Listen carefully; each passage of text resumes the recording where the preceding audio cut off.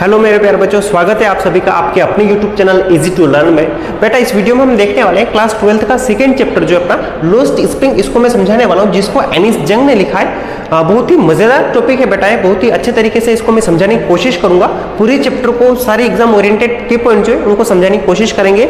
सारी जो important fact है उनको मैंने अच्छे से आपको की पॉइंट के थ्रू समझाने की कोशिश करी इस वीडियो में। इससे पहले मैं बेटा अपना first chapter the last lesson इसको भी समझा चुका हूँ। उसमें भी मैंने यही किया था कि सारे जो एग्जाम ओरिएंटेड की पॉइंट है इनको मैंने पॉइंट वाइज और सिस्टमेटिक तरीके से आपको समझाने की कोशिश करी थी, ताकि आप उसको देख के आसानी से पूरी चैप्टर का जो स्टोरी लाइन अपने माइंड में घुमा सकते हैं और कोई भी क्वेश्चन अगर एग्जाम में बनता है तो उसको आसानी से लिख सकते हैं। इसमें भी हम यही करने वाले हैं कि सारे जो एग्जाम ओरिएंटेड पॉइंट है या जो फैक्ट है इस चैप्टर के, उन फैक्टों को मैं सारा एक साथ लिख के आपको समझाने वाला हूं, ताकि आसानी से आपको ये समझ में आ जाए। बेटा हम बात कर लेते हैं लोस्ट स्प्रिंग इस चैप्टर की।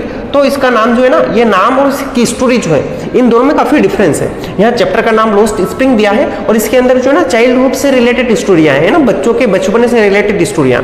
होता क्या है कि पॉवर्टी के कारण, गरीबी के कारण इन बच्चों का जो बचपना है वो डिस्ट्रॉय हो जाता है, खत्म हो जाता है। इसलिए इस चैप्टर का नाम दिया गया लोस्ट स्प्रिंग। इन सारी चीजों को हम देखने वाले हैं वन बाय वन, तो बने रहिए मेरे साथ में। इस वीडियो में अंत तक आपको पूरा चैप्टर क्लियर हो जाएगा। अगर वीडियो पसंद आता है तो लाइक, कमेंट, शेयर और सब्सक्राइब करना बिल्कुल ना भूलिएगा। अपने दोस्तों के साथ में भी शेयर कीजिएगा। और ये आपके लाइक और कमेंट ही होते हैं ना बेटा, जो मेरे को अंदर से मोटिवेट करते हैं इस टाइप की वीडियोस बनाने के लिए, कि हाँ मैं भी कुछ करूं, इस टाइप की वीडियोस बनाऊं, ताकि आपकी थोड़ी हेल्प हो पाए और आप भी एग्जाम में बहुत अच्छा स्कोर कर पाए। चलिए अब बिना टाइम वेस्ट किए इस वीडियो को शुरू करते हैं और देखते हैं सारी चीजों को वन बाय वन।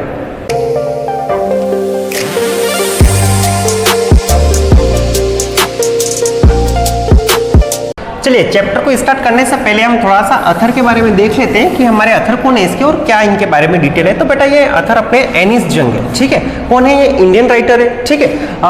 देखना अथर भी है, साथ साथ में जर्नलिस्ट और कॉलमिस्ट भी रहे। जर्नलिस्ट मतलब वही पत्रकारिता करने वाले, ठीक है, न्यूज़पेपर में लिखने वाले, उसके लिए वर्क करने वाले पर्सन को बोलते हैं हम जर्नलिस्ट। और कॉलमिस्ट भी उसी से रिलेटेड वर्ड है, यानी न्यूज़पेपर में कॉलम पब्लिश होते हैं ना, लिखे जाते हैं, लेख लिखे जाते हैं, उनको कहा जाता है ना। तो ये वर्क उन्होंने किया है। देखो ऑब्वियसली इनका बैकग्राउंड जो जर्नलिज्म से रिलेटेड है, तो इन्होंने सोसाइटी की जो प्रॉब्लम्स है इनके ऊपर ज़्यादा लिखने की कोशिश करी है।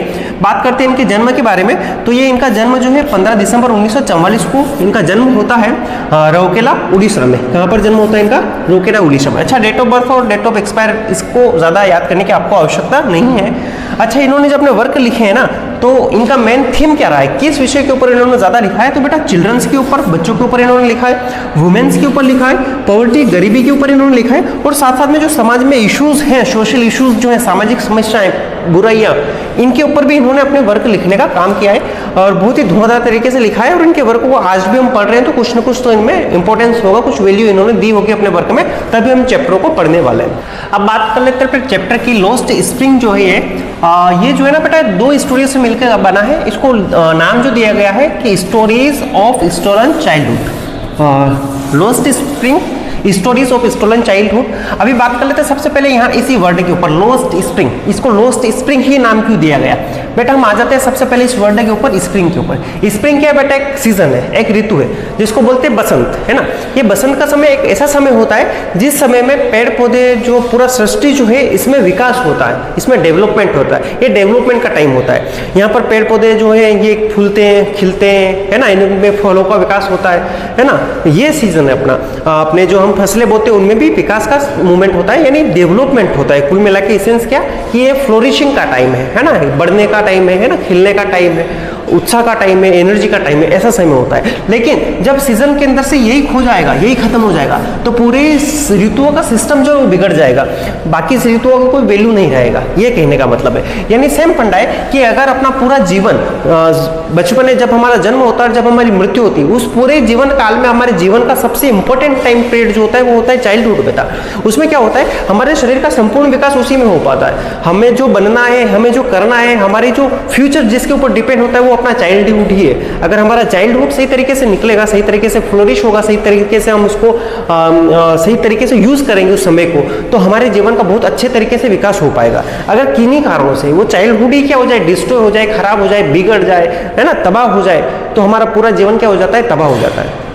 यही समय होता है जब हम पढ़ते हैं, सीखते हैं, है ना, हमारे शारीरिक विकास होता है।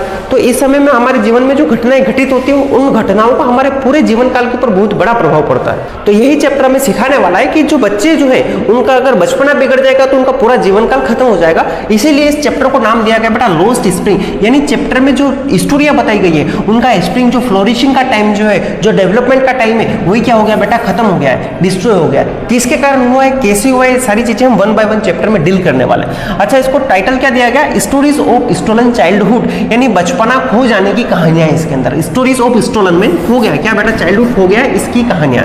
इसके अंदर कितनी स्टोरी हम पढ़ने वाले बेटा, तो मेनली हम 2 स्टोरियां पढ़ने वाले। पहले का नाम क्या है, टाइटल दिया गया है कि sometimes I find rupees in the garbage, यानी कभी कभी, समटाइम यानी कभी कभी, आई फाइंड यानी मेरे को मिल जाता है, रुपीस यानी कुछ पैसे, कुछ वैल्यूबल्स थिंग वो मिल जाती है काई में से, गार्बेज के अंदर से।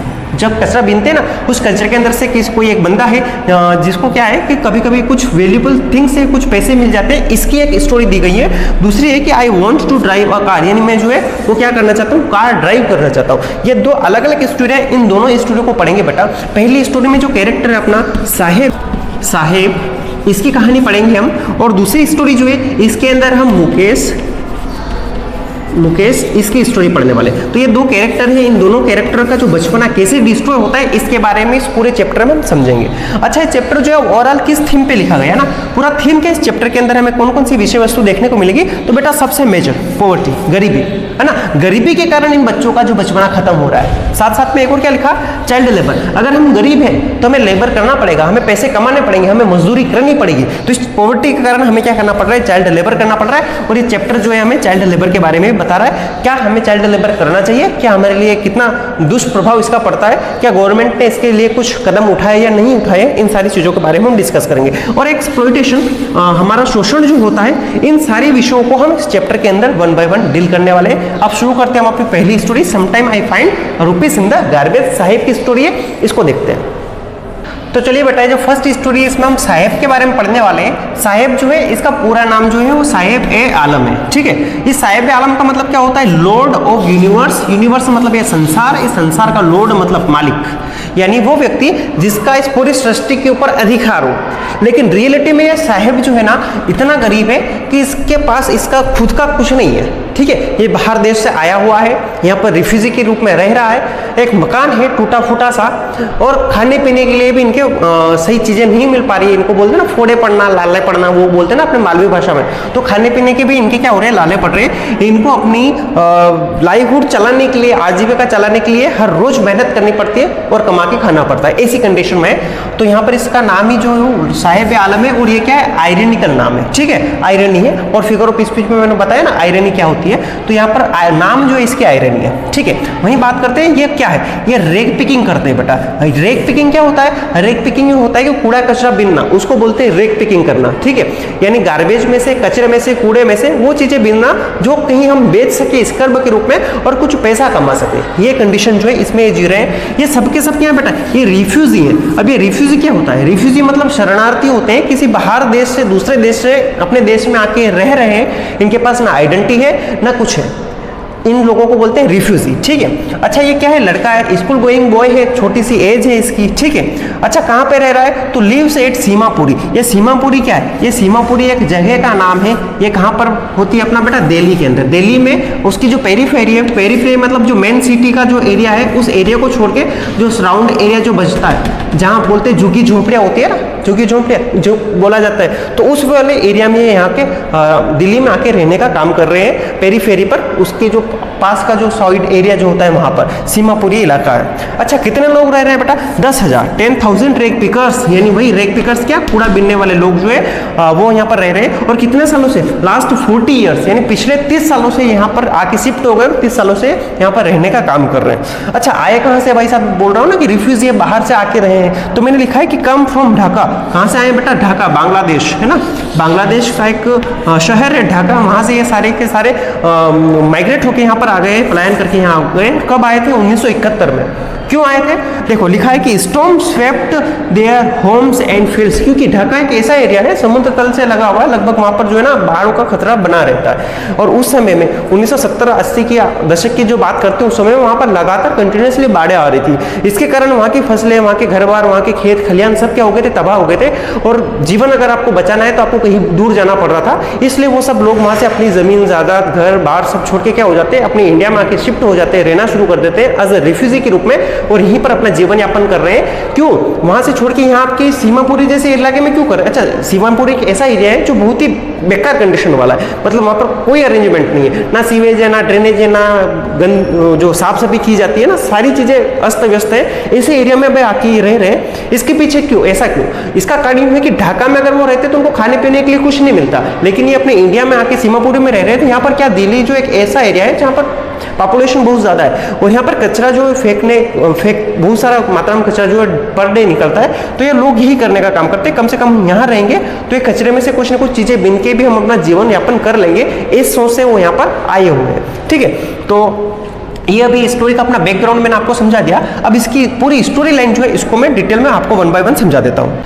चलिए बेटा, हम शुरुआत करते हैं इस चैप्टर की स्टोरी लाइन की, यानी स्टोरी जो है कैसे मूव करती है, क्या क्या घटनाएं इसके अंदर घटित होती है, क्या क्या बेसिक कन्वर्सेशन जो होता है उन सारी चीजों के ऊपर।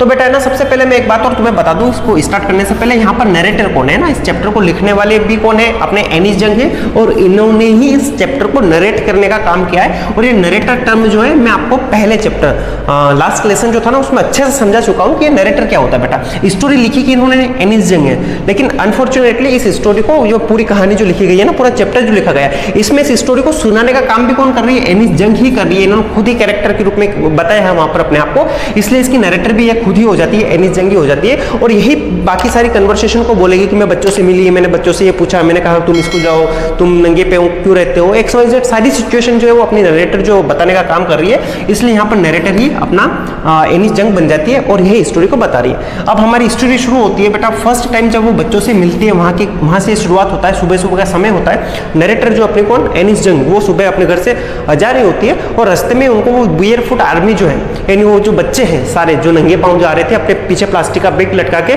गार्बेज बिनने के लिए वो जा रहे थे, उन बच्चों को वो फेस करती है। जब बच्चों से वो बात करती है तो मिलती है, तो पहली बार वो उनसे पूछती है कि why do you do this, यानी तुम ये काम क्यों करते हो, ये गार्बेज बिनने का काम। सुबह सी बात है, उनके पीछे प्लास्टिक के बैग लटके हुए हैं जिनमें वो कचरा बिनने का काम कर रहे हैं और सारे नंगे पाव है, और ऑब्वियसली उनके आसपास की सराउंडिंग का ये सीन है, तो उनको पता है कि बच्चे क्या करते हैं, गार्बेज बिनने का काम करते हैं। तो ये पूछते हैं कि तुम ये काम क्यों करते हो। अब बच्चे सुबह की बात है ना, उनके पास और कोई करने को काम नहीं था और वो बहाने भी नहीं बना सकते ना। सुबह की बात जो सिचुएशन थी, उन्होंने सीधी सपाट कहा कि I have nothing to else to do, यानी हमारे पास कुछ और करने के लिए नहीं है। और ये आई बोल रहा है, यानी एक लड़का ही रिप्लाई कर रहा है, ऑब्वियसली कोई एक लड़का रिप्लाई कर रहा है। उस चैप्टर का अपना जो मेन कैरेक्टर भी है जिसको बताया गया है बड़ा चढ़ाकर, वो है अपना साहेब। तो ये साहेब भी रिप्लाई कर रहा होगा कि I have nothing else to do, यानी मेरे पास करने के लिए और कुछ नहीं है गार्बेज बिनने के अलावा, इसलिए वो बोल रहे हैं कि हम यही करते हैं। अब थोड़ा सा वो पीछे के बताते हैं कि ये बच्चे जो है ना यहाँ पर पिछले 30 सालों से रहने का काम कर रहे हैं। आए कहाँ से, ढाका से आए। क्यों आए हैं, क्योंकि वहां पर जो है ना स्टॉर्म से आए थे, इसके कारण उनकी फसल घर बार सब तबाह हो गए।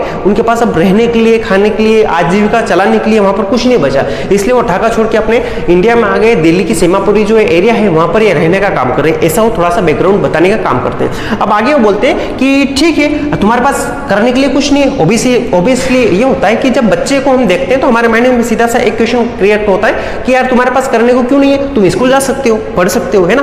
तो ऑब्वियसली जब बच्चा है तो पढ़ने का काम करेगा ना, तो वो बोल रही है कि यू गो टू स्कूल, यानी तुम्हें क्या करना चाहिए, स्कूल जाना चाहिए ना। यहाँ पर स्कूल की स्टोरी आ जाती है कि तुम स्कूल क्यों नहीं जाते हो भाई, तुम्हारे पास काम क्यों नहीं, तुम स्कूल जाना चाहिए, ऐसा वो बोल रही है। तो बच्चे बोलते हैं कि यहाँ हमारे पास है ना कोई स्कूल नहीं है, हमारे आसपास में कोई स्कूल नहीं है। हम जब वो सीमापुरी का एरिया देखते हैं ना, बहुत ही स्लम एरिया है, बहुत ही दयनीय स्थिति में वहां पर रह रहे हैं, कोई मैनेजमेंट नहीं है वहाँ पर, सारी झुग्गी बस्तियाँ रहती हैं और सारे सीवेज का, ड्रेनेज का और सारा अटारा कचरा सारा का सारा वहीं पड़ा रहता है। मतलब बहुत ही दयनीय कंडीशन में वहाँ पर रहने का काम करे, वहाँ पर कोई स्कूल नहीं है। तो अपने नरेटर उनको बोलती है कि मैं अगर स्कूल ओपन करवा देता हूँ यहाँ इस एरिया में, तो क्या तुम पढ़ने के लिए आओगे क्या। वो प्रोमिस कर रही कि मैं क्या करूँगी, यहाँ पर कोई स्कूल खुलवा दूंगी, तो क्या तुम पढ़ने के लिए आओगे क्या। स्वाभाविक सी बात है, बच्चे जिनके लिए स्कूल बहुत ही इंपॉर्टेंट है, पढ़ाई बहुत ही जरूरी है, वो बच्चे जब सुनते हैं कि उनके एरिया में भी कोई स्कूल खुलने वाला है तो उनकी आंखें चमक जाती है, एक फेस के ऊपर हैप्पीनेस आ जाती है, ब्राइटनेस आ जाती है, हाँ हमें भी सौभाग्य मिल पाएगा, हम क्या कर पाएंगे, पढ़ पाएंगे। वो सारे बच्चे सब खुश हो जाते हैं और सोचते हैं हाँ अगर ऐसा कुछ हो पाएगा तो बहुत ही बढ़िया रहेगा। इसके कुछ दिन बाद वो वहां से चली जाती है, सिचुएशन सीन खत्म हो जाता है। इसके कुछ दिन बाद फिर से नरेटर जो इन बच्चों से मिलती है, बीच में कुछ बेसिक कन्वर्सेशन होती है। इसके बाद है ना आफ्टर मंथ्स एंड कुछ महीनों बाद, कुछ समय बीत जाता है, ठीक है, बीच बीच में वो मिलते रहते हैं। कुछ महीनों बाद आस्क नेम, यानी वो क्या करती है, वो जो लड़का जिससे उनकी बात हुई थी और जो पूरी की पूरी आर्मी है उनमें से एक लड़का जो है जिसका नाम है साहिब और यही अपना मेन कैरेक्टर है, इससे वो क्या करती है, हिम्मत करके उसका नाम पूछने की कोशिश करती है। तो बताता है साहिब ए आलम, क्या बताता है, अपना नाम साहिब ए आलम। ये उससे बात होती है, वो बताता है कि मेरा नाम साहिब ए आलम है। और जब वो सोचते हैं कि साहिब ए आलम जो है ना, इसका फुल फॉर्म जो होता है वो होता है लॉर्ड ऑफ यूनिवर्स, यानी पूरे संसार जो है इसका मालिक। तो सोचते हैं कैसे कि यह लड़का जिसका खुद का अपना कुछ नहीं है, उसका नाम जो है ना वो क्या रखा गया, साहिब आलम। क्या मतलब होता है इसका, लॉर्ड ऑफ यूनिवर्स, यानी इस पूरी सृष्टि का मालिक है। कैसे हो सकता है, संभव ही नहीं है। इस लड़के के पास अभी ये जा रहा है, इसको ये पता नहीं कि शाम को इसको खाने के लिए कुछ मिलेगा या नहीं मिलेगा। इस कंडीशन में, इस पुअर कंडीशन में रह रहा है। तो ये कैसे जो है जो यूनिवर्स जो इसका मालिक हो सकता है, ये आयरनिकली उनको समझ में आता है कि कैसे कैसे नाम लोग रख लेते हैं। अब वो उनके बीच में और भी कन्वर्सेशन होती है और वो देखते हैं कि बच्चे जो है ना पक्षियों के समान, बर्ड्स के समान सुबह में आते हैं और शाम को नून में डिफोर का जब समय होता है वो डिसअपीयर हो जाते हैं। सुबह सुबह अपने घरों से निकल के अपने प्लास्टिक बैग लेके, थैले लेके गार्बेज बिनने के लिए आते हैं और शाम जैसे ही डिफोर का समय होता है इसके बाद वो क्या हो जाते हैं, डिसअपीयर होना शुरू हो जाते हैं। इसके बाद वो दिखाई नहीं देते हैं। जब ये समय बीत रहा था, जब इन्होंने प्रॉमिस करा था कि मैं क्या कर दूंगी, अगर तुम्हारे एरिया में स्कूल ओपन कर दूंगी तो तुम पढ़ने के लिए आओगे क्या, तो ऑब्वियसली सब बच्चे जो बोलते हैं हाँ आएंगे इसी। अब कुछ समय बीत जाता है तो ये साहिब भी एक दिन नरेटर को देखता है और ये दिखाई देती है तो सीधे दौड़ के उनके पास आ जाता है और बोलता है कि क्या आपका स्कूल रेडी है क्या। अब इन्होंने बोल तो दिया था कि मैं स्कूल ओपन करवा दूंगी, लेकिन इसके ऊपर वो वर्क कुछ नहीं कर रहे थे। तो खुद अशेम्ड थे कि यार मैंने एक होलो इनको होप देने का काम किया, एक झूठी तसल्ली जिसको बोलते हैं देने का काम किया है, और खुद शर्मिंदगी महसूस करते बोलते हाँ इसके ऊपर वर्क हो रहा है, स्कूल बनने में थोड़ा टाइम लगता है, तुम्हें थोड़ा और पेशेंस रखना चाहिए, ऐसा बोल के इस बात को टाल देती हैं और स्टोरी आगे मूव हो जाती है। इसके बाद जब वो महीने भर से उनको देख रही थी उन बच्चों को, तो देख रही थी, नोटिस कर रही थी एक चीज की लगभग सारे टाइम से उन सबके पास चप्पल नहीं पहने हुए थे, उन्होंने कुछ नहीं पहन रखा था। तो इसी के ऊपर वो बात करना शुरू करती है। एक लड़के से पूछती है आस्क अबाउट चप्पल से, उन सभी से वो पूछती है बच्चों से कि तुम चप्पल से क्यों नहीं पहनते हो ना। ऑब्वियसली उन्होंने महीने भर तक उन बच्चों को नोटिस किया तो उनके पास किसी के पास चप्पल पहनने के लिए नहीं थे, कुछ उन्होंने नहीं पहन रखा था। तो वे जनरली क्वेश्चन करते तुम चप्पल क्यों नहीं पहनते हो, ठीक है। तो एक लड़का बोलता है कि मेरी मम्मी जो है ना उन्होंने शेप पे रख रखे मेरे जूते और वो उतारे नहीं, इसलिए मैंने इनको नहीं पहना, सपोर्ट के लिए बोल रहा है। तो इतने एक और बच्चा उनके पास में रहता है, वो बोलता है कि नहीं अगर इसके मम्मी जी उतार भी देते ना तो भी ये नहीं पहनता। क्यों नहीं पहनता, क्योंकि फटे पुराने। और वो खुद उसने क्या कर रखा, तो उसने खुद ने जूते पहन रखे थे और क्या थे वो दोनों ही जूते मिसमैच हो रहे थे, यानी एक जूता दूसरा एक जूता दूसरा, क्योंकि वो खुद परचेस करके नहीं लाते थे। वो क्या करते थे, कचरे के अंदर से जूते उनको मिल जाते थे उन्हीं को पहनने का काम करते थे। अब इसके बीच में एक तीसरा बच्चा भी था, तो वो बोलता है कि यार मैं जो है ना मेरे को शूज पहने, I want to wear shoes, यानी मेरे को जूते पहनने। अब देखो है ना ये नरेटर जो है ना घूमती रहती है, इन चीजों को ऑब्जर्व करने का काम करती है। वो उन्होंने देखा जब आसपास सारे सराउंडिंग में देखा, सिटीज में, विलेजेस में देखा कि लोग जो है ना वो बिना जूतों के रहने का काम करते हैं और उसको बहाना क्या बनाते हैं, ट्रेडिशन का बहाना बनाते हैं। वो बोलते हैं कि हमारी ट्रेडिशन है, हमारी परंपरा है, इसलिए हम क्या करते हैं, जूते नहीं पहनते। लेकिन रियल सिचुएशन में अगर देखा जाता है तो इतनी पुअर कंडीशन में रहते हैं कि उनको खुद जूते खरीदने के योग्य नहीं हो पाते, अफोर्ड नहीं कर पाते जूतों को, पैसा जो उनको लगता है वो, इसलिए वो क्या करते हैं, बेयरफुट रहना ज्यादा बेटर समझते हैं। वो बोलते हैं कि हमारी ट्रेडिशन ही ऐसी, हमारी परंपरा ऐसी है कि हम जूते नहीं पहनते। यह केवल एक फाल्स सेइंग कहा जाता है कि भाई हमारी ट्रेडिशन है इसलिए हम नहीं पहनते, लेकिन रियल सिचुएशन कुछ और है, उनके पास पैसे नहीं इतने कि वो जूते अफोर्ड कर पाए। चलिए इसके बाद वो एक स्टोरी के अंदर ही एक और स्टोरी सुनाती है। उडुपी जो है एक टाउन है, एक जगह है, कहाँ की बेटा, कर्नाटका की है ना। कर्नाटका में एक शहर है, वहाँ की स्टोरी बताते हैं। वहाँ एक टेम्पल है, उस टेम्पल का जो प्रीस्ट है, उस प्रीस्ट की लड़की की कहानी है। होता क्या है कि जब वो छोटा बच्चा होता है तो उस समय मैं पूरे इसको वन बाय वन समझा देता हूँ। पहले सन गो टू स्कूल, यानी वो स्कूल जा रहा होता है और वो जब जाता है तो क्या करता है, प्रे करता है भगवान से काय की शूज की। यानी इस स्टोरी में बताया गया है जो प्रीस्ट जो है उसका जो बेटा है उसके पास भी उस समय शूज नहीं थे, और जब वो सुबह सुबह स्कूल के लिए रेडी होकर स्कूल जाने के लिए रेडी होता है तो भगवान के आगे जाके प्रेयर करने का काम करता है और भगवान से सिर्फ एक चीज मांगता है विश में कि वो क्या कर दे, उसकी एक ये विश की पेयर ऑफ शूज जो है वो पूरी कर दे। ठीक है, भगवान से ही मांगता है शूज उसको मिल जाए। अब जब लेटर 30 साल के बाद, यानी कितने साल के बाद, 30 साल के बाद जो अपने अथर जो है वो फिर से वही जगह को, उस मंदिर को विजिट करने के लिए जाती है, तो देखते हैं कि 30 साल बाद वहाँ पर एक यंग लड़का जो है वो है, उसके पास क्या है बेटा, न्यू शूज और ड्रेस पहन रखी उसने।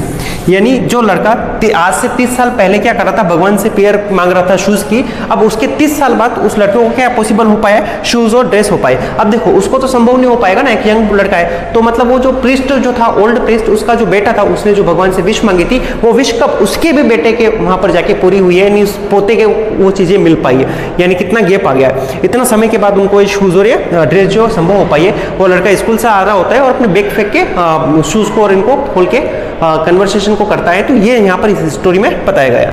अब एक दिन फिर क्या करते हैं, अपने अथर जो है वो विजिट करती है सीमापुरी का। उनको कौन ले जाते हैं बेटा, वही रेग पिकर आर्मी जो है ना, अपना बेयरफुट आर्मी जो बच्चे जो है, वही बच्चे एक दिन अपने अथर जो है उनको अपने घर पे ले जाते हैं घुमाने के लिए। सीमापुरी का वो जो झुग्गी एरिया है, जो झुग्गी बस्तियों का एरिया है, उस एरिया को वो घूमती है, वहाँ विजिट करती है, वहाँ चीजें देखती है, तो देखती है वो कि 10,000 रेग पिकर जो है ना वहाँ पर रहने का काम कर रहे हैं, सारे माइजरेबल कंडीशन में है, ठीक है, विदाउट आइडेंटिटी। अच्छा वो यहाँ पर आके तो रह रहे, इंडिया में उनको आए हुए पिछले 30 साल से वो यहाँ पर शिफ्ट हो चुके हैं, बहुत ही माइजरेबल कंडीशन में रह रहे, साथ साथ उनके पास आइडेंटिटी भी नहीं है, यानी देश को उनकी नागरिकता नहीं मिली है। लिविंग माइजरेबल कंडीशन, बहुत ही माइजरेबल कंडीशन में बैठा है ना। जैसे वो वहाँ से छोड़ के आए थे, वो होप में आए थे कि हम यहाँ जाएंगे इंडिया में तो यहाँ पर हम सेटल हो पाएंगे, लेकिन वो होप उनकी फुलफिल नहीं होती है। लेकिन फिर भी ये एरिया उनको वहाँ से बेटर लगता है, आगे हम देखने वाले हैं। माइजरेबल लाइफ वो जी रहे हैं। अच्छा क्या हो रहा है बेटा, वहाँ पर नो सीवेज है, ना ड्रेनेज है, ना रनिंग वाटर है, कुछ भी नहीं है, ना पानी पीने को उनको सही से मिल पा रहा है, ना सीवेज और ड्रेनेज का सही से सिस्टम चल रहा है उनका, यानी बहुत ही टिपिकल कंडीशन में, माइजरेबल कंडीशन में यहाँ पर रहने का काम रहे। अच्छा गवर्नमेंट ने किया क्या उनके लिए राशन कार्ड बना दिए ना, कि चलो तुम आ गए हो तो चलो तुम्हारे लिए राशन कार्ड तो दे देते हैं। राशन कार्ड से उनको क्या मिल जाता है, उनको अनाज मिल जाता है, महीने से उनको अनाज मिल जाता है, जो उनकी आजीविका में थोड़ा सा सपोर्ट करने का काम करता है। और वो सोचते कि यार चलो कुछ नहीं तो हमें खाने के लिए तो कुछ मिल रहा है, कुछ अनाज तो हमें मिल पा रहा है। साथ साथ में उन्होंने क्या किया है, गवर्नमेंट ने उनका नाम जो है वो वोटर लिस्ट में डाल दिया है, ताकि वो क्या कर पाए, वोट दे पाए, और उसका सीधा बेनिफिट सरकार जो है उसको हो पाए। क्योंकि ये लोग जो है ना बिल्कुल दयनीय कंडीशन में, इनके लिए राशन भी जो है ना वो क्या है, एक वरदान के रूप में, कुछ नहीं तो कुछ तो मिल रहा है, इसलिए वो क्या करते हैं, वोट के द्वारा उनको सपोर्ट करने का काम करते हैं। और गवर्नमेंट भी इनके साथ में खेलने का काम कर रही है, खिलवाड़ करने का काम कर रही है।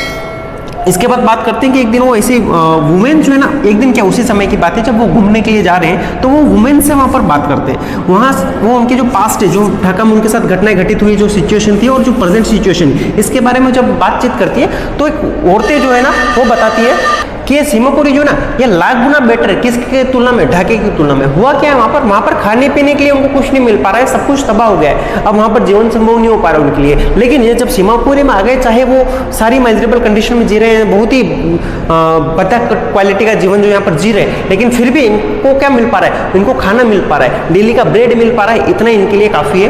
वो तुलना करते हैं प्रेजेंट और पास्ट की, तो बोलते हैं कि प्रेजेंट में हम यहाँ पर सिर्फ एक काम के लिए आए हैं कि यहाँ पर हम क्या करते हैं, गार्बेज बिनते, कचरा बिनते, उस कचरे से हमारी आजीविका चल पा रही है। अगर हम सुबह उठते हैं और शाम को अगर भूखे पेट नहीं सो रहे हैं, मतलब सुबह उठ के दिन भर काम करते हो और शाम को अगर हमें खाना मिल जाता है तो ये हमारे लिए इनफ है, इतना ही हमें चाहिए, इसी उम्मीद में वो यहाँ पर फिर वो बोल रहे हैं कि गार्बेज जो हमारे लिए क्या है, गोल्ड है, सोने की तुलना वो यहाँ पर गार्बेज की करने का काम कर रही है। यहीं पर अपना साहेब भी है, तो जब वुमेन वो बोलती है ना कि हमारे लिए गार्बेज सब कुछ है, तो बोलते हैं कि समटाइम आई फाइंड रुपीज, यानी यहीं से इसका टाइटल लिया गया है इस स्टोरी का, समटाइम आई फाइंड रुपीज। वो बोलते हैं कभी कभी मेरे को रुपीज भी मिल जाता है, इवन 10 रुपीज नोट, और कभी कभी मेरे को क्या हो जाता है कि कभी कभी मेरे को इसमें से 10 रुपीज का नोट भी इसके अंदर से मिल जाता है। इस होप में उस गार्बेज को बिनने का काम कर रहे हैं। इनके अंदर एक उम्मीद है कि हमें कचरे में से कभी ना कभी कुछ इतना वैल्यूबल मिल जाएगा कि इससे हमारी पूरी दैनिक कंडीशन जो है वो सुधर जाएगी, हम पैसे वाले हो जाते हैं। तो यहाँ पर आगे बोलती है अथर जो कि अगर तुम्हें इसके अंदर से सिल्वर कॉइन मिल जाएगा तो क्या तुम इसको सर्च करना, गार्बेज को बिनना छोड़ दोगे? तो ऑब्वियसली उनके लिए ये काम इंपॉर्टेंट है, लेकिन वो इसके बावजूद भी बंद नहीं होने वाले, आगे इसका काम करते रहेंगे। अभी ये बताया कि गार्बेज ढूंढना है ना, उन बच्चों के लिए क्या एक एडवेंचर के रूप में, वो बच्चे जो है ना वो गार्बेज बिनते हैं ना, उनको वंडर लगता है, आश्चर्य लगता है कि यार इसके अंदर से हमें कुछ ना कुछ मिल जाएगा। एक ऐसी एक्टिविटी होती है जिसमें क्या एक सस्पेंस क्रिएट होता है। तो गार्बेज फॉर चिल्ड्रन के लिए क्या माना जाता है कि रैप्ड इन वंडर, ये कहा गया है इस चैप्टर के अकॉर्डिंग। गार्बेज जो है ना बच्चों के लिए क्या है, वंडर है, रैप्ड, ढका हुआ, एक पूरा सरप्राइज से, इमेजिनेशन से, कल्पनाओं से परे चीज़ें इसके अंदर है, यानी इसके अंदर से कुछ भी मिल जाता है, इस एक्टिविटी के रूप में इसको करते हैं। वही जो एडल्ट लोग जो हैं, बड़े लोग जो है, बुजुर्ग लोग जो है, उनके लिए जो अपना गार्बेज जो ना, ये क्या है बेटा, सर्वाइवल है, यानी जीवन यापन करने का माध्यम है। इसके द्वारा ही वो क्या कर पाते, जीवन यापन कर पाते। तो ये दो टर्म यहाँ पर इन्होंने बताई है कि चिल्ड्रन के लिए एक है रैप्ड इन वंडर, यानी एक आश्चर्य का काम है, एक मजेदार काम है जिसमें कुछ भी हो सकता है, और वही बात करते हैं तो बड़ों के लिए सर्वाइवल है। इसके बाद स्टोरी आगे मूव होती है, एक विंटर मॉर्निंग की बात है।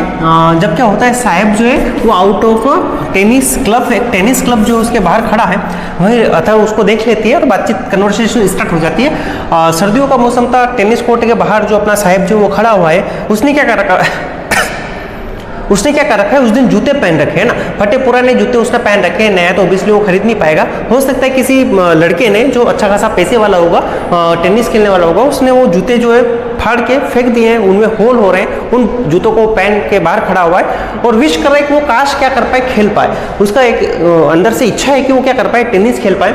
हाँ, wearing shoes wish to play, ये चीज़ें जो है पॉइंट जो मैंने शॉर्ट करने का काम किया है, वो खुद चाहते हैं कि वो क्या कर पाए, टेनिस खेल पाए, लेकिन उसके इतनी अच्छी किस्मत नहीं कि वो टेनिस खेल पाए। वो जो गेटमैन है उसको अंदर नहीं आने देंगे, वो बाहर से उसको देख रहा है एक टकी लगाकर, वो कोर्ट के अंदर देख रहा है, उस टेनिस कोर्ट जो है, क्लब जो है उसके अंदर वो देखने का काम कर रहा है, वहाँ खेल कोई नहीं रहा है, वो बस विश कर रहा है कि काश उसको भी ऐसा समय मिल पाए, एक मौका मिल पाए कि वो खेल पाए।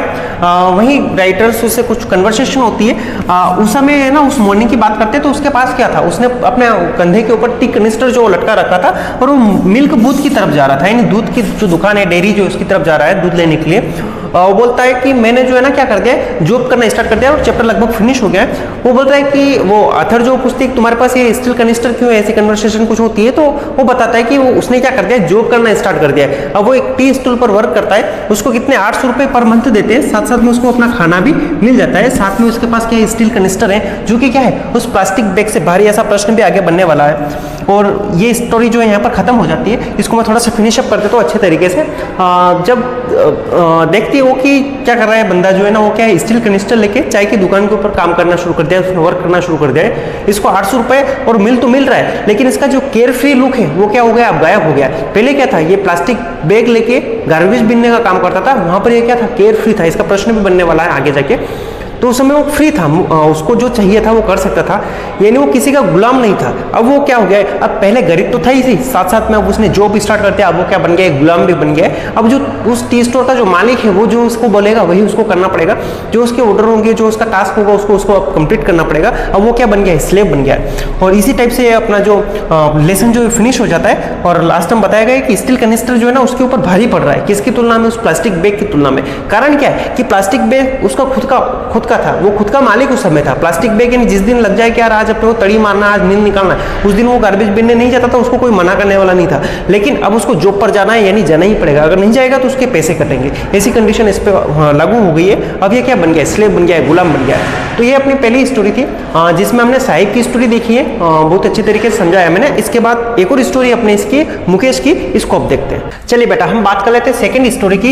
ये है अपना I want to drive a car, इस नाम से इसको टाइटल दिया गया है। इसमें एक कैरेक्टर है अपना कौन, मुकेश, इस नाम का एक कैरेक्टर, एक बच्चा है, वही उसकी एज भी वही है, स्कूल गोइंग एज में है। लेकिन ये क्या है बेटा, बेंगल मेकर है। काम क्या करता है, बेंगल मेकर का। बेंगल जो है उनको बनाने का, बेंगल मतलब होती है चूड़िया, वो कांच की चूड़िया होती है ना जो लेडीज पहनती है, उनको बनाने का काम करती हैं। इसकी स्टोरी है, इसमें भी वही सेम फंडा बेटा, जैसा कि अपना जो फर्स्ट वाली स्टोरी थी उसमें वो साहिब नाम का बच्चा जो था वो गरीबी के कारण क्या हो रहा था, उसका चाइल्डहुड एक्सपेल हो रहा था, बिगड़ रहा था। इसी तरीके से इसमें भी ये मुकेश जो है, इसका चाइल्डहुड जो है वो पूरा गरीबी के कारण क्या हो जाएगा, डिस्ट्रॉय हो जाएगा। और ये कहाँ पर काम कर रहा है, बेंगल मेकिंग इंडस्ट्री जो है, फैक्ट्रियाँ जो है वहाँ की, वहाँ पर ये काम कर रहा है। बात करते हैं ये जो है ना रहता कहाँ है, तो ये फिरोजाबाद जो है अपना यूपी में, वहाँ पर ये रहने का काम करता है। इसका पूरा परिवार वहीं पर रहता है और पूछते नहीं है ना परिवार, मतलब इसके पिताजी, उसके दादाजी, ये सारे के सारे जो है ना ये यही काम करते हैं, बेंगल मेकिंग का ही काम करते हैं। इसके बाद इसका है ना ड्रीम क्या है, देखो,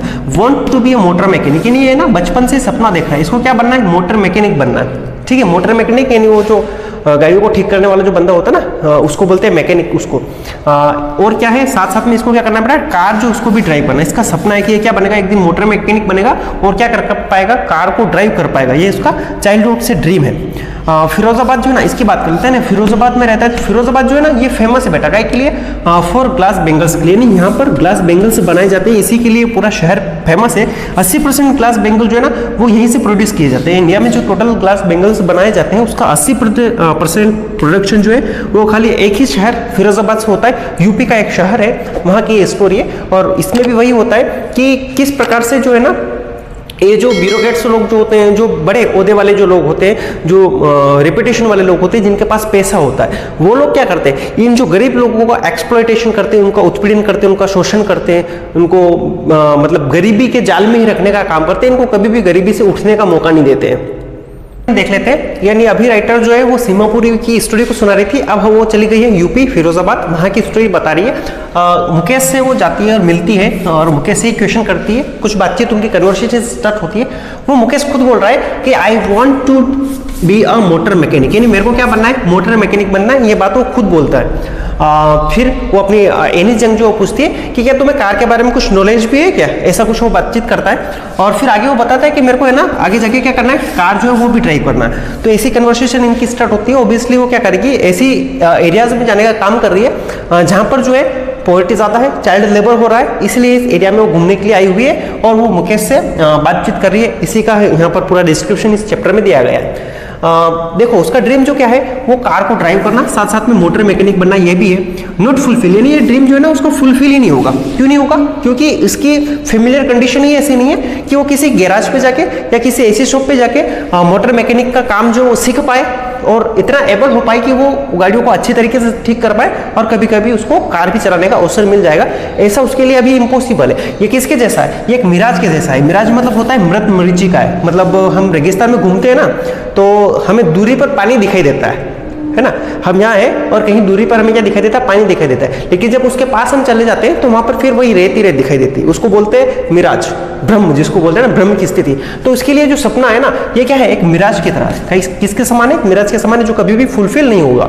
अच्छा वो करता क्या बेटा, work at glass Bengal industries, यानी वो क्या करता है, उन ग्लास बेंगल इंडस्ट्रीज में काम करने का काम कर रहा है और वो सपना देख रहा है कार को चलाने का, मोटर मैकेनिक बनने का, जो कि उसके लिए इम्पॉसिबल है। अब होता क्या, वहां की सिचुएशन ऐसी है बेटा कि देखो, कहा ना मैंने पहले बताया कि 80% बेंगल जो है वो फिरोजाबाद से प्रोड्यूस होते हैं। तो लगभग वहाँ हर घर का हर व्यक्ति जो है, हर दूसरा व्यक्ति जो है वहाँ पर एक ही काम करता है, वो है बेंगल बनाने का। और बड़ी बड़ी फैक्ट्रियाज वहाँ लगी हुई है, उनमें सभी लोग काम करने का काम करते हैं, मजदूर है सब, और वहीं से वो अपनी लाइवलीहुड जो वो अर्न करते हैं, अपने आजीविका चलाने का काम करते हैं। उन फैक्ट्रीज में काम करते, कुछ पैसा उनको मिल जाता है, उसी से अपनी जीवन लीला जो इसको चलाने का ही काम कर रहे हैं।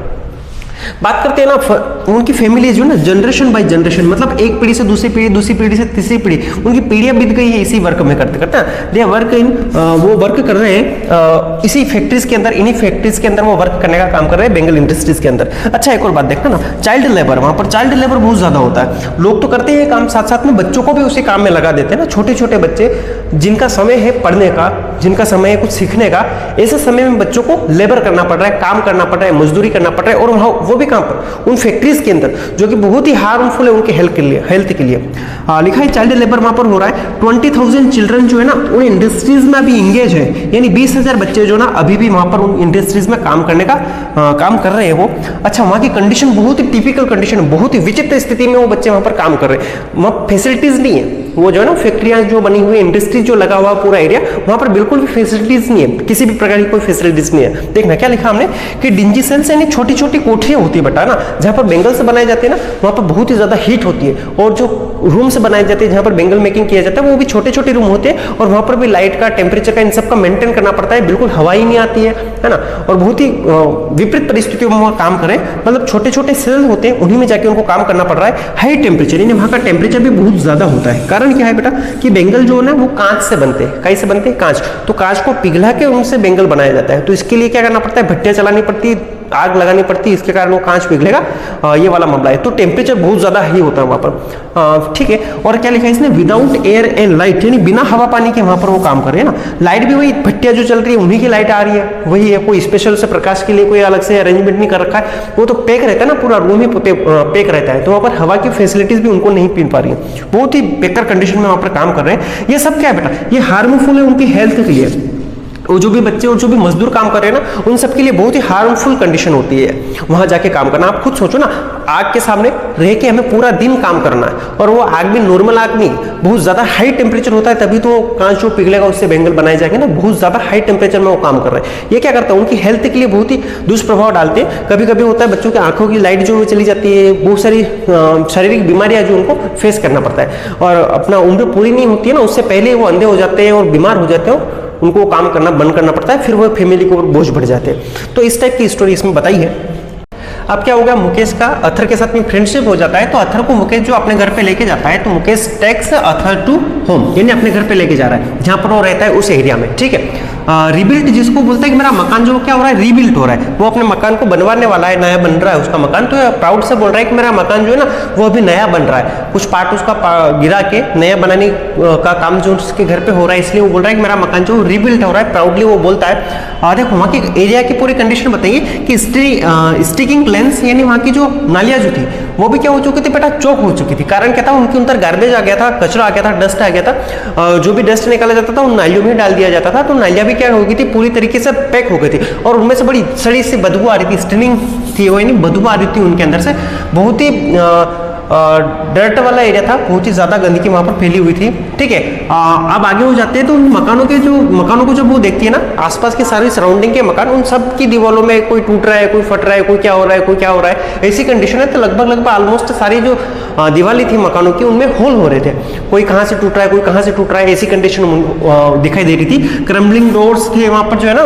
मकान की जो दीवारें वो भी क्रम्बलिंग हो रही थी, मतलब वही जर्जर हो रही थी, डोर्स भी ऐसी थे, विंडोज सारी टूटी फूटी विंडोज थी।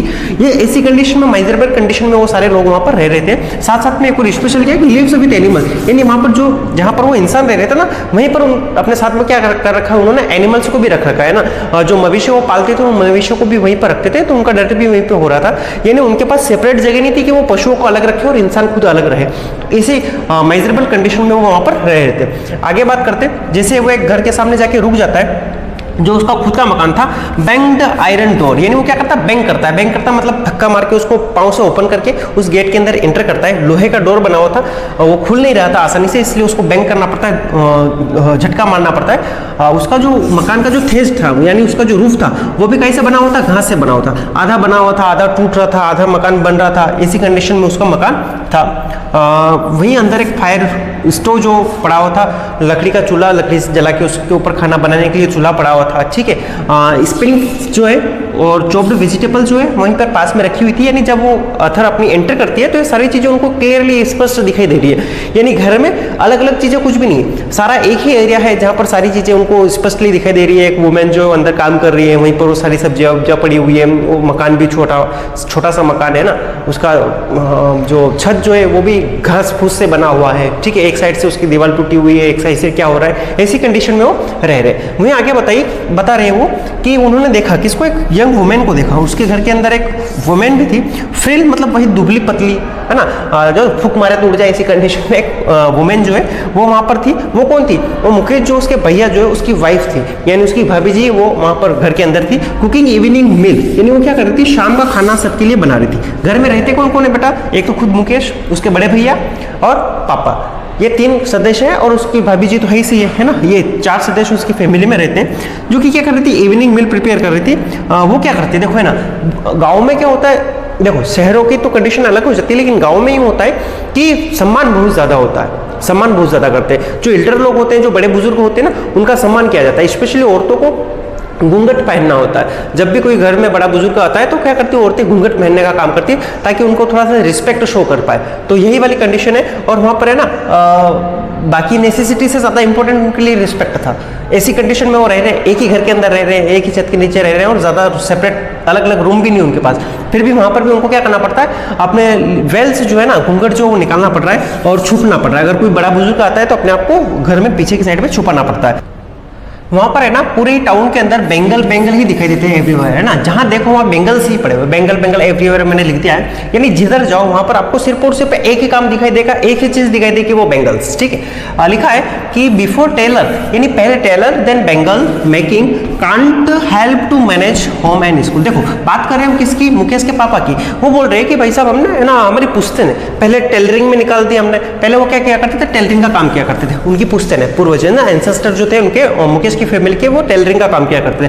पहले हमने टेलरिंग का काम भी कर लिया, देन अभी क्या कर रहे हैं, हम बेंगल मेकिंग कर रहे हैं। ये काम करने के बावजूद भी हम मैनेज नहीं कर पा रहे कि हम एक अच्छा सा घर बना पाए, एक अच्छा सा फैसिलिटी दे पाए बच्चों को और फैमिली को, और हम क्या कर पाए, बच्चों को स्कूल भेज पाए, एटलीस्ट कम से कम बच्चे स्कूल तो चले जाए। इस कंडीशन में भी वो अभी तक नहीं आ पाए, इतनी सारे हार्ड वर्क, इतना सारा मेहनत करने के बावजूद भी। और फिर आगे लिखा है कि ग्रैंडफादर लॉस आईलाइट, यानी देखो उनके दादाजी जो थे ना, मुकेश के दादाजी, उनको क्या हो गया था बेटा, बेंगल मेकिंग करते करते, पॉलिशिंग करते करते, इस फैक्ट्री में काम करते करते उनकी आईलाइट भी क्या हो गई थी, चली गई थी बेटा, है ना, आंखों की रोशनी चली गई थी, वो क्या हो गए थे, अंधे हो गए थे। मुकेश के पापा की बात, दादाजी की बात कर रहे हैं। ठीक है, दे सी ओनली, अच्छा वहां पर है ना खाली कुछ भी नहीं दिखाई देता, see only bangles heap of it, यानी केवल केवल जिधर जाओ उधर सिर्फ और सिर्फ बेंगल्स ही दिखाई देते हैं, हीप ऑफ इट, यानी इनके ढेर पड़े हुए दिखाई देते हैं। जहां देखो बेंगल्स पड़े दिखाई देंगे, उनके ढेर लगे हुए हैं कलरफुल बेंगल्स के, या उनका डस्ट, उनका कचरा जो है वही आपको दिखाई देगा। कलरफुल बेंगल्स, कौन कौन से कलर के बेंगल्स आपको वहां पर आसानी से दिखाई देंगे, सनी गोल्ड यहाँ पर दिया गया है, इसलिए मैं आपको बता रहा हूँ, sunny gold, paddy green, royal blue, pink, purple, है ना, येलो, XYZ, बहुत सारे कलर्स के बेंगल्स ही आपको वहां पर दिखाई देंगे। अच्छा वहां पर काम क्या करते हैं ना, सारे पूरी फैमिली के जितने भी मेंबर्स वहां रहते हैं, सारे के सारे एक ही काम करते हैं। देखो बॉयज, गर्ल्स, फादर, मदर, जो भी है ना फैमिली के अंदर, एवरीवन सोल्डिंग, यानी क्या करते हैं, सोल्डिंग करने का काम करते हैं बेंगल्स को। ठीक है, फिनिशिंग करने का काम करते हैं बेंगल्स को, पॉलिशिंग करने का और फिनिशिंग करने का काम करते हैं। नहीं, बेंगल्स के ही वो काम करते रहते हैं, उनको पॉलिश करना, उनको फिनिशिंग देना, उनको सोल्डिंग करना, यही सारे काम वो करते रहते हैं। यानी ऑलमोस्ट देखा जाए तो वहां सिर्फ और सिर्फ एक काम होता है, वो भी अंधाधुंध मात्रा में, वो है बेंगल मेकिंग का। यहाँ पर एक और सविता नाम की लड़की, जो इसकी भी स्टोरी बताई है, यंग गर्ल है, छोटी बच्ची है, और वो क्या कर रही है, वो जो ओल्ड एज महिलाएं बैठी हुई है, जो उनके साथ में बैठ के बेंगल्स का काम कर रही है। यंग गर्ल है, सोल्डिंग पीसेस, यानी क्या कर रही है, बेंगल के पीसेस जो उनको टुकड़ों को जोड़ के उनको डिजाइन देने का काम कर रही है। Not know what bangles mean, यानी अभी देखो ना उसकी ऐसी एज है कि जब वो क्या कर रहे हैं, बेंगल मेकिंग का काम तो कर रही है, लेकिन उसको ये पता नहीं है बेंगल्स होते क्या हैं, ये क्यों पहनते हैं, इसके पीछे क्या रिस्पॉन्सिबिलिटी होती है। यानी शादी के बाद महिलाएं क्या करती है, औरतें क्या करती है, बेंगल पहनने का काम करती है, तो उसके साथ में उनका सुहाग जुड़ जाता है और बहुत सारी रिस्पॉन्सिबिलिटीज उनके ऊपर आ जाती है। ये चीज वो नहीं समझती, अभी वो छोटी बच्ची है इसलिए। फिर आगे लिखा है देन मेरी, इसके बाद क्या होता है, जब कुछ समय के बाद उसको कुछ समय बीतता जाता है, अब उसका भी शादी का टाइम आ जाता है, उसके भी हाथों में मेहंदी रच जाती है, उसको भी बेंगल पहना दिए जाते हैं, लाल जोड़ा जो उसको पहना दिया जाता है, और उसके बाद क्या हो जाती है, शादी हो जाती है। लेकिन शादी होने के बावजूद भी वो क्या कर रही है, उन महिलाओं के साथ में बैठ के वही बेंगल मेकिंग का काम ही कर रही है। यानी ऐसी टिपिकल कंडीशन बच्चों के या वहाँ रहने वाले लोगों की थी। अच्छा वो बोल रही है कि ये ना बातचीत हो रही है, क्या करना है क्या नहीं करना है, ऐसी चीजें बात, वो बोल रही है कि देखो है ना, हम इतना हार्ड वर्क करने के बावजूद भी हमें है ना भरपेट खाना नहीं मिल पाता है। इतना सारा काम करने के बावजूद भी ना उसने लाइफ टाइम में कभी भी अपना भरपेट खाना उसने अरेंज नहीं किया है, कभी उसने भरपेट खाना जो है नहीं खाया, तो हार्डली अरेंज मिल, कभी उनको खाना भी नसीब नहीं हो पाता है। अच्छा अभी बात करते हैं, अथर है ना वहीं पर बैठे हुए उन सबसे बात कर रहे हैं ना, वो घर पे गई हुई है, अथर क्या हुए, मुकेश के घर पे गई हुई है, और उसके सराउंडिंग में जितने भी नेबर्स जो थे उन सबको पास में बैठा के वो बातचीत करने का काम करे, वही कन्वर्सेशन हो रहा है, उसको बता रहे हैं हम। अथर आस्क्ड ऑर्गेनाइज, यानी अथर कहती है कि ऐसा समस्या है, ऐसी सारी प्रॉब्लम्स है, तो आप सब ऑर्गेनाइज क्यों नहीं हो जाते, संगठित क्यों नहीं हो जाते। संगठित होके जो लोग हैं, जो फैक्ट्री कर्मचारी हैं, जो और जो अपर लेवल के जो लोग हैं, उनसे आपको क्या करना चाहिए, संघर्ष करना चाहिए, आपकी सिचुएशन को सुधारने का प्रयास करना चाहिए। वो बोल रहे हैं कि व्हाई नॉट ऑर्गेनाइज, यानी आप जो है सब ऑर्गेनाइज्ड क्यों नहीं है, संगठित क्यों नहीं है। तो वो बोल रहे हैं कि नो वन टू हेल्प, यानी अगर हम संगठित भी हो जाते हैं, अगर हम इन सब चीजों के खिलाफ अगर आवाज उठाते हैं ना, तो क्या करती है पुलिस वाले, हमें घसीट के ले जाता है, हमें पीटा जाता है, हमें हमारे ऊपर झूठे केस लगाए जाते हैं, 120 सारी कंडीशन आ जाती है, लेकिन उनकी हेल्प करने के लिए कोई नहीं आता। यानी अगर हम आवाज भी उठाएंगे ना, तो हमारी आवाज को क्या कर दिया जाएगा, फ्रेशरली दबा दिया जाएगा, उसको बंद कर दिया जाएगा, कुचल दिया जाएगा उनकी आवाजों को, ऐसा वो बोल रहे हैं। अगर हमारी हेल्प करने के लिए अगर कोई लीडर होता ना, तो हम भी अपनी आवाज को उठाते और हमारी सिचुएशन में क्या हो जाती, सुधर जाती, ऐसा वो बोल रहे हैं। देखो ये सारी सिचुएशन जो बनी है, ये किस कारण बनी है, ये जो ना इतनी टिपिकल कंडीशन जो फिरोजाबाद में रहने वाले लोगों की कंडीशन है, तो उसके पीछे अथर जो है ना वो 2 रीजन बताते हैं। देखो वेब लिखा है कि कहाँ था आपने, यहाँ पर है ना, लाइफ स्पॉइल्ड, यानी उनका जीवन जो क्या हो गया बेटा, स्पॉइल हो गया दो कारणों से। फर्स्ट तो क्या कि पुअर्टी एंड कास्ट सिस्टम, यानी वहाँ पर जो है ना जाति प्रथा जो सिस्टम चल रहा है उसके अकॉर्डिंग, और एक और क्या पुअर्टी, यानी बहुत ज़्यादा गरीब है, इसके कारण भी वो आवाज़ नहीं उठा सकते, और साथ साथ में कास्ट सिस्टम जो उनका चल रहा है उस कास्ट सिस्टम के कारण भी वो क्या कर पाते, अपनी आवाज़ों को नहीं उठा पाते। एक तो ये हो गया। दूसरा एक और रीज़न उन्होंने बताया कि वेब ऑफ साहूकार, यानी जो साहूकार लोग हैं वहाँ के, जो पुलिसमैन है वहाँ के, जो ब्यूरोक्रेट्स लोग जो होते हैं वहाँ के, ठीक है, जो पॉलिटिशियन है वहाँ के, जो लोगों को कीप करने वाले, जो लोगों को संरक्षित करने वाले लॉयर्स लोग जो है वहाँ के, ये सब के सब जो है ना, इन सबका क्या पूरा ग्रुप बना हुआ है। ये पूरा ग्रुप एक है और ये सिर्फ एक काम करते हैं, इन लोगों को परेशान करने का, इनको प्रताड़ित करने का, इनका उत्पीड़न करने का, इनका शोषण करने का, इनको आर्थिक संकट में डालने का काम ये सिर्फ करने वाले, ठीक है। ये क्या करते हैं, अपने रूल्स जो है, अपने जो वर्क है, अपने जो चीज़ें उनको करवानी, वो चीज़ों को इम्पोज करने का काम करें इन गरीब लोगों के ऊपर, और कुछ नहीं कर रहे। वो क्या करते हैं, अपने कामों को, अपने रूल्स को इनको थोपने का काम करते हैं जो नीची कैटेगरी के जो लोग हैं इनके ऊपर, और इसी के कारण से इनका जीवन जो है क्या हो रहा है, बहुत बेकार होता जा रहा है। बद से बेहतर बोलते हैं ना, एक शब्द यूज किया जाता है, वैसा इनका जीवन होता जा रहा है। अभी मुकेश भी वही बैठा हुआ है, वो हिम्मत करके बोलता है कि नहीं मेरे को मोटर मैकेनिक बनना है, इन सारी चीज़ों के बावजूद, इतनी सारी बातें हो रही है इसके बावजूद भी बोल रहा है कि मेरे को मोटर मैकेनिक बनना है। लेकिन सिचुएशन क्या है, उसके घर के आसपास कोई ऐसा गैराज वैराज नहीं है, उसको कहीं दूर जाना पड़ेगा, इसके लिए वो कैपेबल नहीं है, वो कर नहीं सकता कुछ, वो सिर्फ सोच सकता है। अथर बोल रहे हैं कि चलो कम से कम इस बंदे के अंदर तो कुछ है ना, कुछ यूनिकनेस है, वो जो हटके करना चाहता है, इस पूरी जो सिस्टम जो इसके अलग जाना चाहता है। ऐसे लोगों की आवश्यकता है समाज को। अगर ऐसे लोग और बढ़ेंगे संख्याओं में तो ये क्या करेंगे, इस समाज में सुधार लाने का काम करेंगे, एक रिनोवेशन करने का काम करेंगे, एक नई शुरुआत करने का काम करेंगे। इस प्रकार से अपना ये चैप्टर जो सेकंड स्टोरी ये भी इसकी फिनिश हो जाती है। इस पूरे चैप्टर का अगर इसेंस देखा जाता है तो सीधी सी बात है सेकंड वाली स्टोरी में, तो ये हो क्या रहा है, यहाँ पर जो है ना लोगों को इतना नॉलेज नहीं है कि बच्चों को फैक्ट्रीज के अंदर काम करना इलीगल है, इसके लिए वो लड़ नहीं सकते, इनके पास सपोर्ट नहीं। अगर ये लड़ेंगे ना तो इनको कुचल दिया जाएगा, इसी डर से क्या किए जा रहे हैं, उस वर्कों को किए जा रहे हैं, अपनी आवाज नहीं उठा पा रहे। और दोनों ही स्टूडियो को अगर इसेंस देखा जाए तो दोनों ही स्टूडियो में क्या है, मैटर जो है वो गरीबी है बेटा। गरीबी के कारण जो जीवन पूरी तरीके से क्या हो रहा है, बर्बाद हो रहे हैं। इसीलिए इस चैप्टर का नाम ही दे दिया गया बेटा लोस्ट स्प्रिंग। क्या हो गया, पूरा बचपना ही तबाह हो गया। और जब बचपना तबाह हो जाएगा तो पूरा जीवन जो है वो क्या हो जाएगा, तबाह हो जाएगा। ये गरीबी में रहेंगे, गरीबी में ही जिएंगे और गरीबी में ही मर जाएंगे।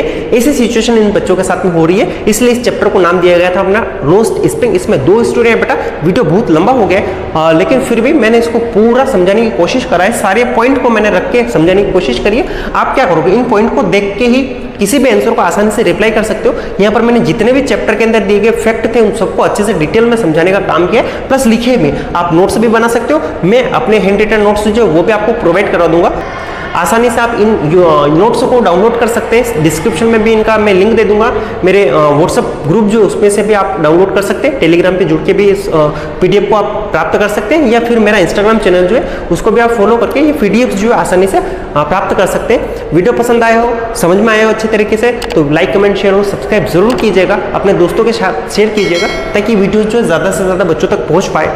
और थोड़ा सा आप सहयोग कीजिएगा मेरा, ताकि इस टाइप की वीडियोज़ जो मैं और बना पाऊँ। इससे पहले मैं 2 चैप्टरों को डील करवा चुका हूँ बेटा, अपना पोएम और फर्स्ट चैप्टर, इसके बाद ये सेकंड चैप्टर अपना, इसके बाद सीक्वेंसली मैं सारे चैप्टरों को 1 बाय 1 आपको डील करवा दूंगा, समझा दूंगा पूरी तरीके से।